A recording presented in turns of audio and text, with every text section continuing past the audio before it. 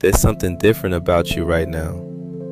You can feel it, can't you? That subtle shift in your awareness, like you've crossed an invisible threshold that most people don't even know exists. The fact that you're here, watching this video at this exact moment, isn't random. It's not another coincidence in a string of meaningless events. This is recognition. This is confirmation of something you've been sensing, but maybe couldn't quite put into words. You've passed the final test.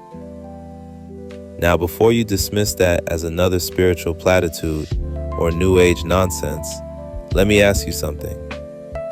Have you noticed that life feels different lately? Not necessarily easier, but clearer. Like you're operating from a completely different frequency than you were even a few months ago. Those situations that used to trigger you, that used to send you spiraling into anxiety or anger or desperation, they still happen, but something fundamental has changed in how you respond to them. You're not the same person who started this journey, and the journey I'm talking about isn't some weekend workshop or month-long meditation retreat. I'm talking about the deep, often brutal process of becoming who you actually are.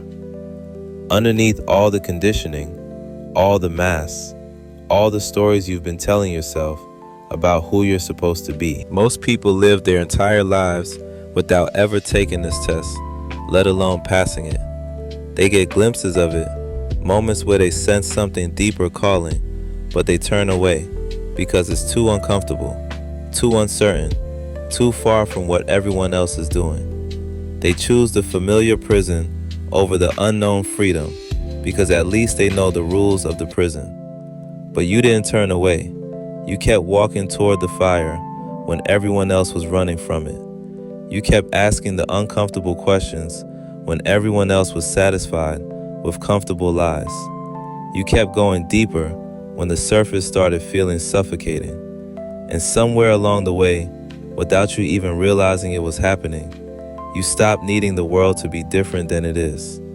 Not because you became passive or resigned, but because you found something inside yourself that doesn't depend on external circumstances for its stability. You discovered that the peace you were searching for everywhere else was never actually missing. It was just buried under layers of conditioning that told you it had to be earned, achieved, or found somewhere outside yourself. This isn't about becoming perfect. This isn't about never feeling pain or never making mistakes or never having moments of doubt. The final test isn't about transcending your humanity. It's about embracing it so completely that you stop fighting against the very experience you came here to have. You've probably noticed that you're less reactive now, not because you've suppressed your emotions, but because you've learned to feel them without being consumed by them. You can be angry without becoming anger. You can be sad without drowning in sadness. You can be afraid without being paralyzed by fear. There's a space between you and your experience now, a gap that allows you to respond rather than just react. And here's what's really wild about passing this test. You didn't pass it by trying to pass it. You passed it by surrendering the need to pass anything at all. You stopped keeping score. You stopped measuring your worth against some imaginary standard of spiritual achievement. You realized that the very act of trying to become enlightened was keeping you from recognizing what was already true. The final test isn't multiple choice. It doesn't have clear instructions or a study guide. It's not something you can cram for or fake your way through. It's more like a recognition that dawns on you slowly, like the way morning light gradually illuminates a room. One day you wake up and realize you're not the same person who went to sleep, and you can't even pinpoint exactly when the change happened. But let me tell you what this test actually looked like, because it probably didn't look like what you expected. It looked like losing things you thought you needed. It looked like relationships ending, careers imploding, identities crumbling. It looked like every external source of security being stripped away until you had no choice but to find out what remained when everything else was gone. It looked like facing your deepest fears, not in some dramatic movie scene, but in quiet moments when you realized you could no longer pretend you were someone you weren't. It looked like choosing truth over comfort, authenticity over approval, presence over performance, over and over again, even when it felt like you were losing everything that mattered. And maybe you did lose things that mattered. Maybe you lost people who couldn't handle your transformation. Maybe you lost versions of yourself that felt safe but weren't actually serving you. Maybe you lost the luxury of unconsciousness, of being able to sleepwalk through life without taking responsibility for your own experience. But what did you gain?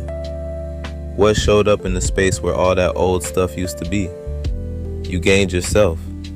Not the self you thought you were supposed to be, but the self you actually are, when all the pretending stops. You gained access to a kind of knowing that doesn't come from books or teachers or external authorities. You gain the ability to trust your own inner guidance, even when it doesn't make logical sense. You gain something that most people spend their entire lives searching for, without ever finding. You gain the recognition that you are not separate from life. You are not a victim of circumstances or a passenger on a journey you didn't choose. You are life, expressing itself in human form, consciousness experiencing itself subjectively, love knowing itself through the temporary dance of separation and reunion. This recognition changes everything and nothing simultaneously. Your daily life might look exactly the same from the outside. You still brush your teeth, pay your bills, have conversations, face challenges, but the quality of your presence has fundamentally shifted. You're no longer trying to get somewhere else or become someone else. You're finally here, fully here, maybe for the first time in your life.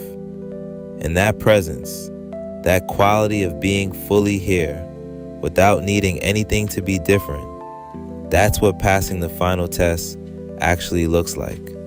It's not dramatic, it's not flashy, it's not something you can put on your resume or brag about at parties. It's quiet, it's subtle, it's profound.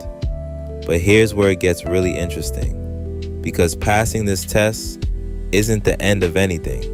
It's actually the beginning. When you pass the final test, something unexpected happens. You stop looking for signs that you've made it, and suddenly, signs are everywhere. Not the forced kind of synchronicities that spiritual seekers chase, but the quiet kind that whisper rather than shout. The kind that show up in ordinary moments and make you smile because you finally understand the conversation that's been happening all along. You start noticing how different you feel around other people. Not superior, not separate, but like you're operating from a completely different operating system. You can be in a room full of chaos and drama and remain untouched by it. Not because you don't care, but because you've learned the difference between compassion and absorption. You can feel deeply without drowning. And here's something nobody tells you about this level of awareness. It doesn't make you immune to challenges.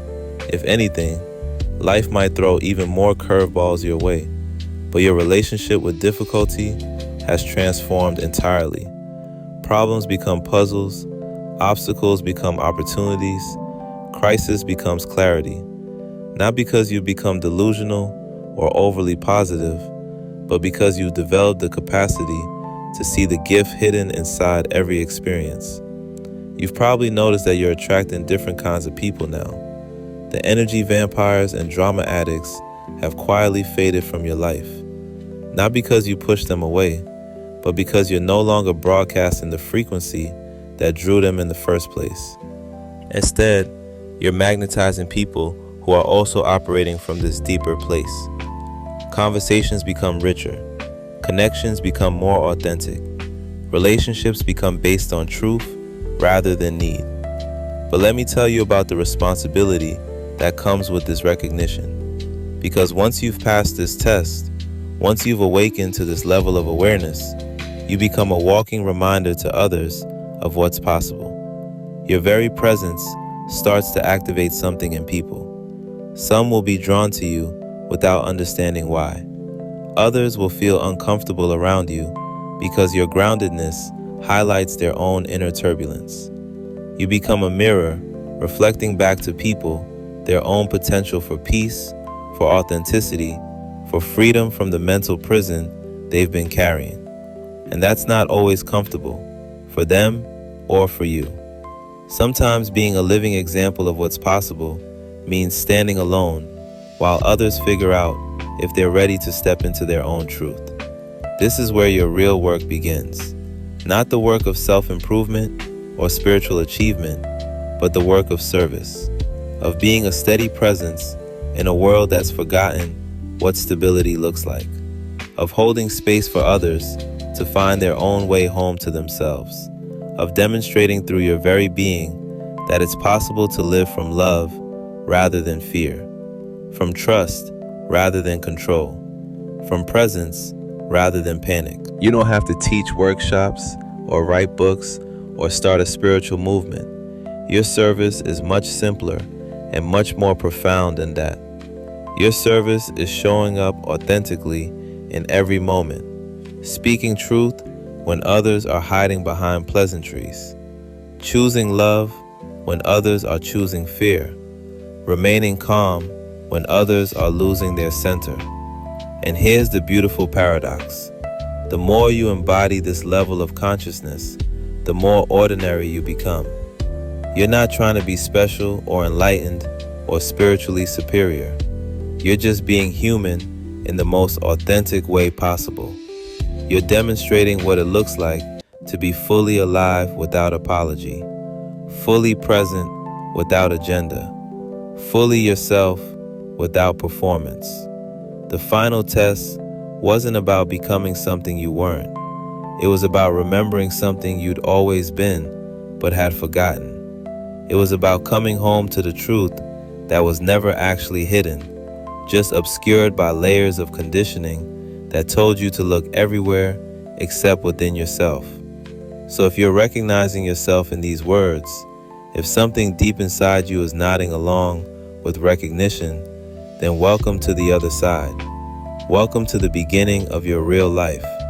Welcome to the space where growth happens not through struggle, but through surrender, where wisdom comes not through accumulation, but through subtraction, where peace is not something you achieve, but something you are. You've passed the test, not because you got all the answers right, but because you finally stopped needing to have all the answers. You've graduated, not because you've become perfect, but because you've become real. You've awakened, not because you've transcended your humanity, but because you finally embraced it completely. And now the real adventure begins. The adventure of living from this place of knowing, of serving from this place of fullness, of loving from this place of wholeness. The adventure of being exactly who you are in a world that's forgotten what authentic presence looks like. If you felt the truth of what's being shared here, if something inside you has been quietly celebrating this recognition, then you know what I know. You're not the same person who started watching this video. You're the person who was always there, just waiting for the right moment to fully emerge. This is your moment. This is your recognition. This is your beginning.